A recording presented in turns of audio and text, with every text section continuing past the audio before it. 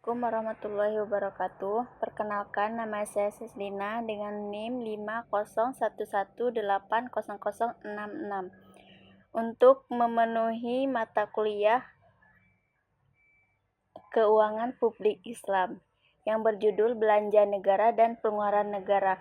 Dosen pengampu Sri Rahma, SE, ME. Baiklah, di sini saya sedikit menjelaskan pengertian belanja negara. Yang pertama, anggaran pendapatan dan belanja negara adalah rencana keuangan tahunan pemerintah negara Indonesia yang disetujui oleh DPR. APBN berisi daftar sistematis dan terperinci yang membuat rencana penerimaan dan pengeluaran negara selama 1 tahun anggaran. Yang kedua, sedangkan belanja negara adalah kewajiban pemerintah pusat yang diakui sebagai pengurang nilai kekayaan yang bersih atas belanja pemerintah pusat.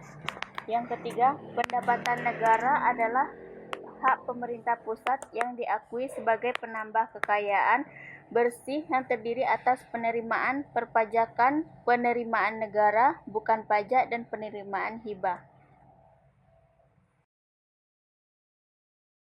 Undang-undang yang mengatur APBN. Yang pertama, Undang-Undang 1945 Pasal 23 mengatur tentang anggaran pendapatan dan belanja negara.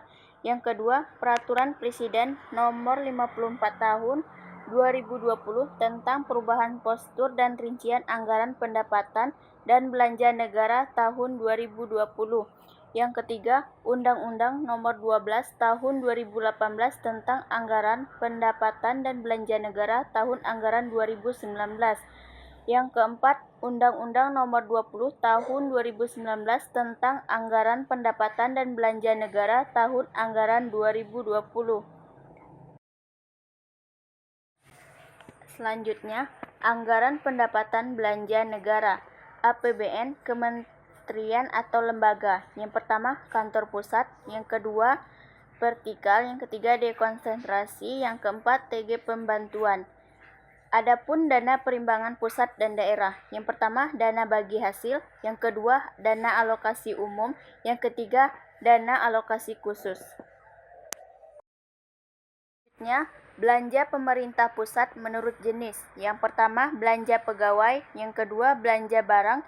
Yang ketiga, belanja modal. Yang keempat, pembayaran bunga atau hutang.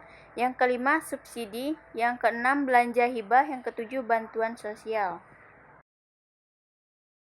Pemerintah pusat. Yang pertama, belanja K atau L. Yang kedua, belanja non K atau L. Yang ketiga, pembayaran bunga utang terbagi menjadi dua. Yang pertama, utang dalam negeri. Yang kedua, utang luar negeri. Yang keempat, subsidi. Subsidi terbagi menjadi dua, yaitu subsidi energi dan subsidi non-energi. Selanjutnya, belanja pemerintah pusat menurut fungsi. Pertama, pelayanan umum. Yang kedua, pertahanan. Yang ketiga, ketertiban dan keamanan. Yang keempat, ekonomi. Yang kelima, lingkungan hidup. Yang keenam, perumahan dan fasilitas umum. Yang ketujuh, kesehatan. Kedelapan, prawisata dan budaya. Yang kesembilan, agama. Yang kesepuluh, pendidikan. Yang kesebelas, perlindungan sosial. Pengeluaran negara. Pengeluaran negara merupakan pengeluaran untuk membiayai kegiatan-kegiatan pada suatu negara dalam rangka menjalankan fungsinya mewujudkan kesejahteraan rakyat. Teori pengeluaran negara di negara-negara maju. Perkembangan pengeluaran negara sejalan dengan tahap perkembangan ekonomi dari suatu negara. Yang pertama, pada tahap awal perkembangan ekonomi diperlukan pengeluaran negara yang besar untuk investasi pemerintah, utamanya untuk menyediakan seperti sarana dan kesehatan, pendidikan, dan lain-lain. Yang kedua, pada tahap menengah, pembangunan ekonomi investasi tetap diperlukan untuk pertumbuhan ekonomi, namun diharapkan investasi sektor swasta untuk sudah mulai berkembang.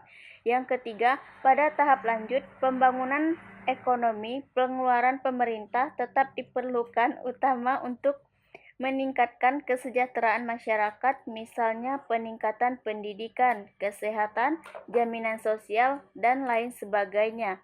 Yang kedua, Wagner. Terbagi menjadi dua. Yang pertama, dasarkan pengamatan dari negara-negara maju. Disimpulkan bahwa dalam perekonomian suatu negara, pengeluaran pemerintah akan meningkatkan sejalan dengan peningkatan pendapatan.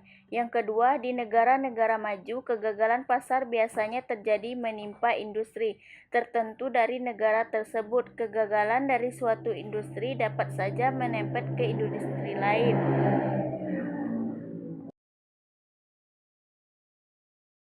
Selanjutnya, macam-macam pengeluaran negara. Yang pertama, menurut organisasi. 1. Pemerintah pusat. Yang kedua, pemerintah provinsi. Yang ketiga, pemerintah kabupaten atau kota. Menurut sifat, yang pertama pengeluaran investasi, yang kedua pengeluaran penciptaan lapangan kerja, yang ketiga pengeluaran kesejahteraan rakyat, yang keempat pengeluaran penghematan masa depan, yang kelima pengeluaran yang tidak produktif. Selanjutnya, pengeluaran APBN. Dalam APBN, pengeluaran pemerintah pusat dibedakan menjadi 4. Yang pertama, pengeluaran pembiayaan. Yang kedua, pengeluaran untuk obligasi pemerintah. Yang ketiga, pembayaran pokok pinjaman luar negeri. Yang keempat, pembiayaan lainnya. Terima kasih. Semoga videonya bermanfaat. Wassalamualaikum warahmatullahi wabarakatuh.